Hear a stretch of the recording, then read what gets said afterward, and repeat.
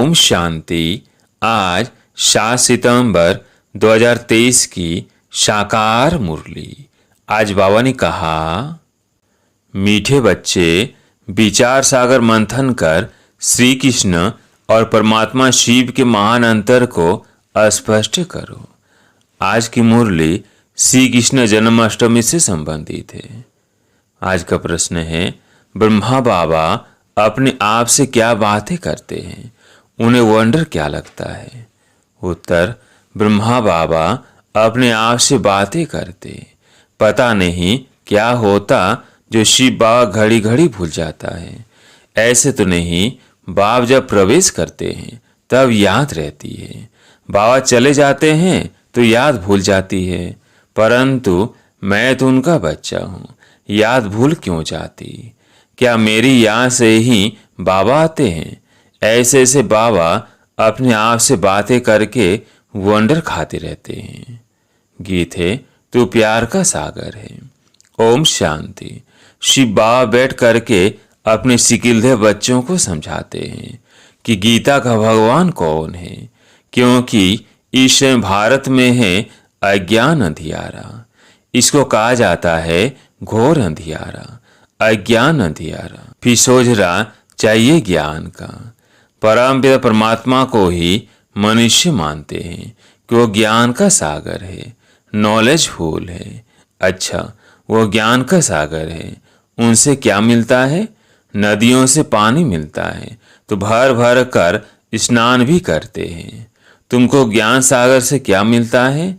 एक बूंद। बाप आकर बच्चों को समझाते हैं, मैं ज्ञान का सागर हूँ, तुमको बूंद देता हूँ। कौन सी बूंद? शिव कहता हूँ, मैं तुम्हारा बाप हूँ, तुम मुझे याद करो। समझो कि हम अपने शांति धाम सुख धाम जाते हैं। ज्ञान सागर 1 सेकंड में जीवन मुक्ति वैकुंठ में भेज देते हैं। घर बैठे भी दिव्य दृष्टि दे देते हैं। मनुष्य तो एक दो को सामने दृष्टि देते हैं, बाबा घर बैठे साक्षात्कार करा लेते हैं। एक बूंद मिलने से तुम यहाँ से चले जाते हो, यहाँ बैठे बैठे तुम बैकुंठ में चले जाते हो। अब बाबा समझाते हैं, गीता का भगवान कौन है? वो है ज्ञान का सागर निराकार। मनुष्य तो गाते हैं श्री कृष्ण के लिए, अब तुमको समझाना है, श्री कृष्ण ने ज्ञान नहीं सुनाया। पहले पहले तो कहते हैं श्री कृष्ण ने माता के गर्भ से जन्म लिया, कंस पूरी थी, फिर आवाज हुआ, हे कंस, तुमको मारने वाला आ चुका है। यह तो जानते हो सब असुर है। कंस, जरासंधि, अकासुर, बकासुर, पापात्माएं शव का विनाश करने लिए उनका जन्म दिखाते हैं। तो श्री कृष्ण ने जन्म लिया, वो तो छोटा था, फिर ज्ञान कब दिया? वो तो युद्ध के मैदान में श्री कृष्ण का बड़ा रूप दिखाते हैं, छोटा तो नहीं दिखाते हैं। वैसे श्री कृष्ण जयंती के बाद फिर गीता जयंती दिखाते हैं।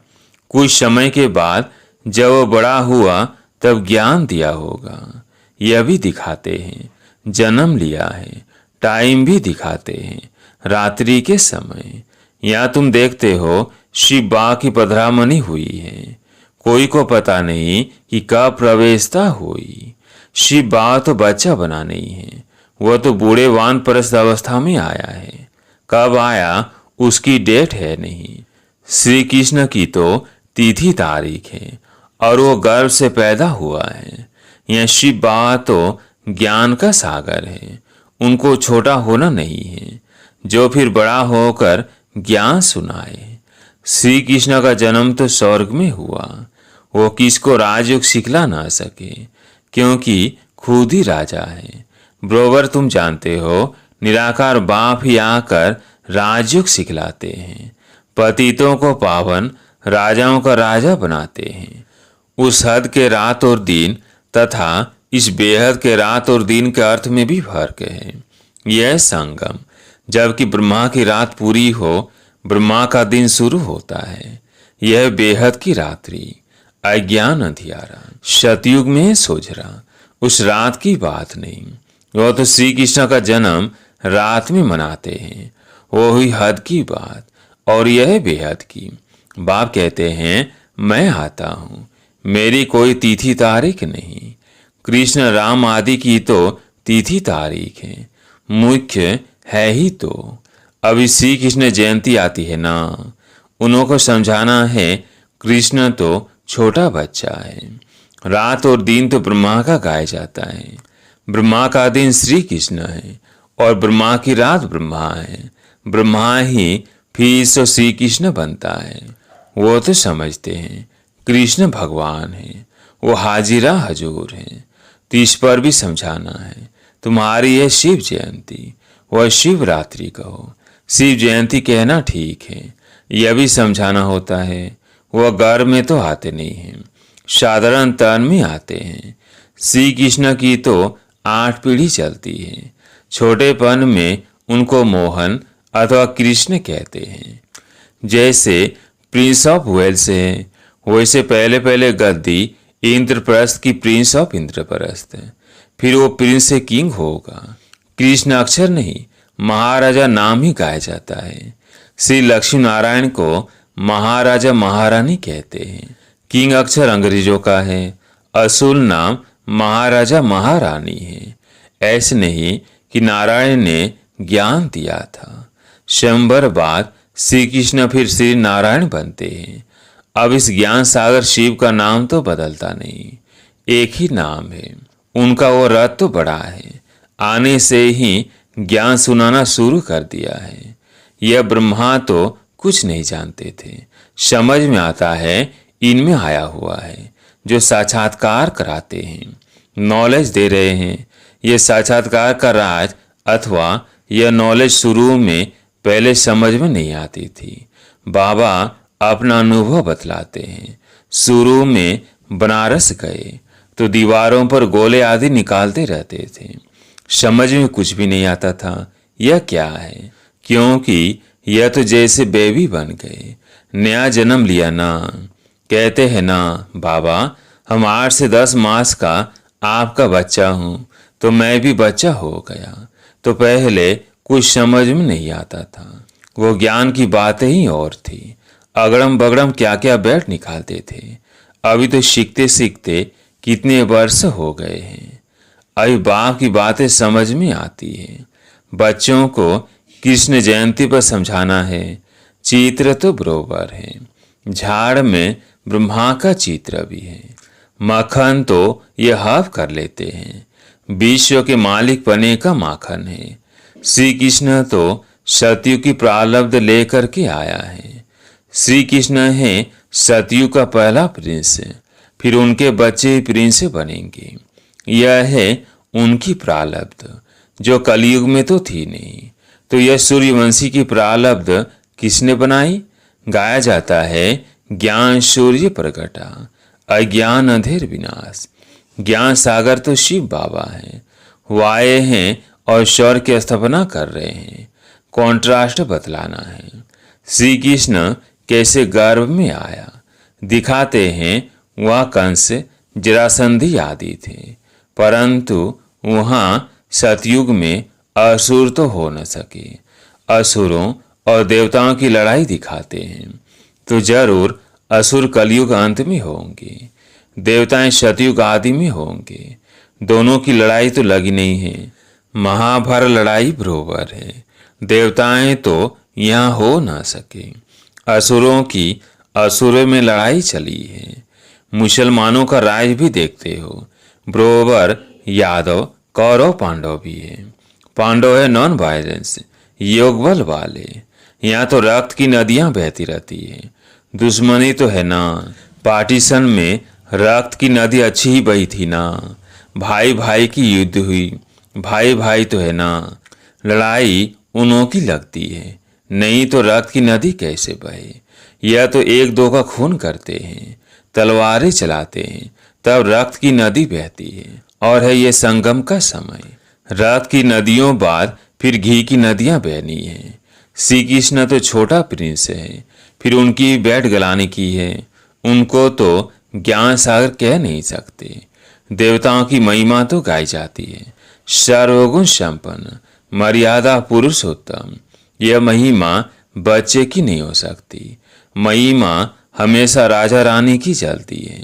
वह फिर लक्ष्मी नारायण को सतयुग में और कृष्ण को द्वापर में ले गए हैं। कितनी बड़ी भूल कर दी है। लक्ष्मी नारायण की छोटेपन की कहानी भी कोई बता नहीं सकते। राम सीता की भी कुछ न कुछ बतलाते हैं। कृष्ण की भी उल्टी सुल्टी बात बतलाते हैं। कुछ तो सुल्टी कहानी भी बताओ।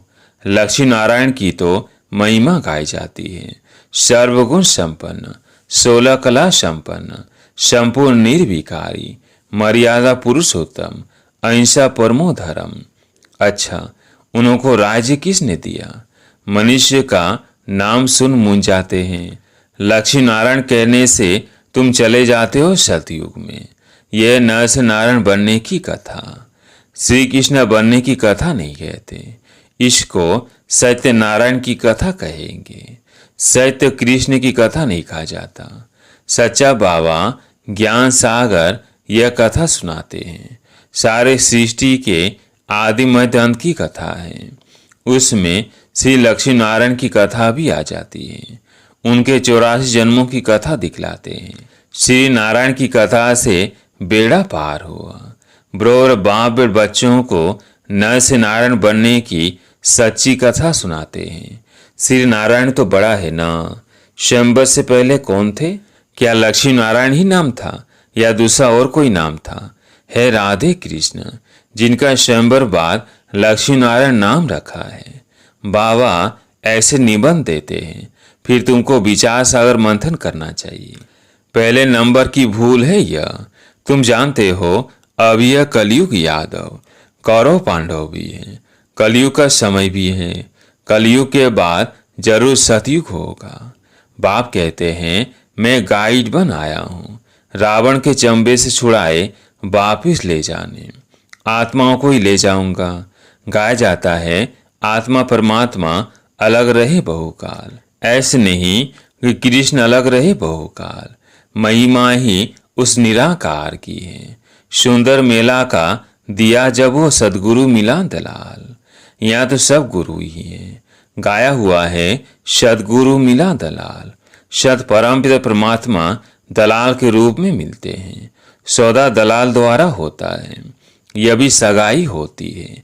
आत्मा और परमात्मा अलग है। परमात्मा है निराकार। वहाँ आकर इसमें प्रवेश कर तुम्हारी सगाई करते हैं। खुद दलाल बनते हैं। कहते हैं मुझ परमपिता परमात्मा को याद करो। इस शरीर में बैठ कहते हैं मामेकम याद करो। मैं तुमको माया रावण से लिबरेट कर साथ ले जाऊंगा। तुमको फिर राजाई देकर मैं निर्वाण धाम में बैठ जाऊंगा। कृष्ण थोड़े से कहेंगे यह है ही आत्मा और परमात्मा। कृष्ण तो छोटा बच्चा है। बातें तो बहुत है समझाने की। तो बाबा ने समझाया है कैसे इसमें प्रवेशता हुई। फिर समझने लगा मैं राजाओं का राजा बनता हूँ। विष्णु का साक्षात्कार हुआ और दिल में बहुत खुशी हुई। फिर विनाश का साक्षात्कार भी हुआ, परंतु इतना समझ में नहीं आया। अभी समझते हैं बाबा ने यह साक्षात्कार कराया तुम नर से नारायण बनेंगे, परंतु उस समय इतनी समझ नहीं थी। जैसे बाबा रात को बतला रहे थे। पता नहीं क्या होता है जो शिव बाबा को याद करना भूल जाता हूँ। ऐसे तो नहीं, बाप जब प्रवेश करते हैं तब समझता हूँ बाबा आया है, याद रहती है। बाबा चला जाता है तो भूल जाता हूँ। पॉइंट से सुनाते हैं तो फील होता है बेहद का बाप आकर सुनाते हैं, परंतु मैं खुद ही भूल जाता हूँ। क्या मेरी याद से ही आता है? ऐसे कहें मैं घड़ी घड़ी याद करता हूँ। बल आवे इसमें तो सबका कल्याण है। याद ही मुख्य हो जाती है। आए न आए बाबा को याद जरूर करना है। बाबा ने समझाया है कि गीता जयंती के बाद होती है कृष्ण जयंती। पहले शिव जयंती, फिर गीता जयंती, फिर कृष्ण जयंती। शिव तो बड़ा है, फर्श से आया और गीता सुनाई। छोटा तो नहीं है। इन बातों पर विचार सागर मंथन करना चाहिए। कैसे हम समझाएं? पहले ख्याल करो शिव किसको कहते हैं जिसकी रात्रि मनाई जाती है। सतयुग है श्री कृष्ण की राजधानी। नर से नारायण बनने की नॉलेज तो जरूर फादर ही देंगे, वो नॉलेजफुल है। और किसको नॉलेजफुल नहीं कहा जाता? गॉड इज नॉलेजफुल रचयिता बीज रूप है। वो ड्रामा की नॉलेज सुनाएंगे। ड्रामा कब शुरू होता है और कब फिर पूरा होता है किसको पता ही नहीं है। सतयुग से कलयुग अंत तक वर्ल्ड की हिस्ट्री ज्योग्राफी कैसे रिपीट होती है यह कोई समझा नहीं सकते। सुनावे वो जो त्रिकालदर्शी हो। त्रिकालदर्शी तो कोई है नहीं सिवाय एक के, वही तुमको त्रिकालदर्शी बनाते हैं। अच्छा, मीठे मीठे सिकिल्दे बच्चों प्रति माता पिता बाप दादा का याद प्यार और गुड मॉर्निंग। रूहानी बाप की रूहानी बच्चों को नमस्ते। हम रूहानी बच्चों की रूहानी बाप दादा को याद प्यार गुड मॉर्निंग नमस्ते नमस्ते। धारणा के लिए मुख्य सार। पहला पॉइंट, मास्टर नॉलेजफुल और त्रिकालदर्शी बन श्री कृष्ण और परमात्मा शिव के महान अंतर को स्पष्ट कर घोर अंधियारे से निकालने की सेवा करनी है। दूसरा पॉइंट, बाबा जैसे निबंध देते हैं उस पर विचार सागर मंथन करना है। ख्याल करना है कैसे किसको समझाए। आज प्यारे मीठे बाबा का वरदान, बुद्धि के चमत्कार द्वारा आकार में साकार का अनुभव करने वाले दिलाराम के दिल रूबा भव। बुद्धि के चमत्कार द्वारा आकार में साकार का अनुभव करने वाले दिलाराम के दिल रूबा भव। कई बच्चे आए बल पीछे हैं लेकिन आकार रूप द्वारा भी अनुभव साकार रूप को करते हैं। ऐसे अनुभव से बोलते हैं कि हमने साकार में पालना ली है और अब भी ले रहे हैं। तो आकार रूप में साकार का अनुभव करना यह बुद्धि की लगन का स्नेह का प्रत्यक्ष स्वरूप है। यह भी बुद्धि के चमत्कार का सबूत है। ऐसे बच्चे ही दिलाराम बाप के समीप दिलाराम के दिल रूबा है, जिनके दिल में सदा यही गीत बजता है, वाह मेरा बाबा वाह। स्लोगन, त्यागी आत्मा के हर कर्म व कदम में सफलता समाई हुई है। त्यागी आत्मा के हर कर्म व कदम में सफलता समाई हुई है। अच्छा, ओम शांति।